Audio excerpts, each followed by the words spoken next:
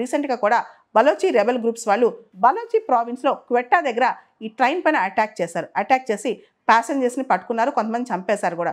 ఫైనల్గా పాకిస్తాన్ ఆర్మీ వచ్చి ఆ ట్రైన్ని విడుదల చేయించింది. కానీ బలోచి రెబెల్ గ్రూప్స్ యొక్క స్ట్రెంత్ కూడా ఇక్కడ మనకు తెలుస్తుందన్నమాట. ఇక్కడ బలోచి లిబరేషన్ ఆర్మీ అని చెప్పి 2000 సంవత్సరంలో ఒక ఆర్మీ ఫ్లోట్ అయింది. వాళ్ళు బలూచిస్తాన్కి ఇండిపెండెన్స్ కావాలని చెప్పి పోరాటమే జరుపుతున్నారనమాట. మాకు ఇండిపెండెన్స్ కావాలి, పాకిస్తాన్లో ఉంటే మేము ఉండలేమని చెప్పి చెప్తున్నారు. మా దగ్గర చాలా గ్యాస్ రిజర్వ్స్ ఉన్నాయి, ఆయిల్ రిజర్వ్స్ ఉన్నాయి, మినరల్ రిసోర్సెస్ ఉన్నాయి, కానీ మమ్మల్ని మాత్రం చాలా చిన్న చూపు చూస్తున్నారని చెప్పి వీళ్ళు చెప్తున్నారు. మా దగ్గర దొరికే రిసోర్సెస్లో చాలా తక్కువ రిసోర్సెస్ మాకు ఇస్తున్నారు, మిగతా రిసోర్సెస్ అంతా మీరు వాడుకుంటారని చెప్పి చెప్తున్నారనమాట. ఇక్కడ ఒక లేడీ గురించి ప్రత్యేకంగా చెప్పాలి, మెహరంగ్ బలోచ్. ఈవిడ హ్యూమన్ రైట్స్ యాక్టివిస్ట్ అనమాట. బలూచిస్తాన్ ప్రావిన్స్లో అక్కడ extra judicial killings, disappearances, missings, human rights abuses వీటి మీద ఆవిడ పోరాటమే సాగించింది. రీసెంట్గా ఆవిడ నోబెల్ ప్రైజ్ కూడా నామినేట్ అయిందనమాట.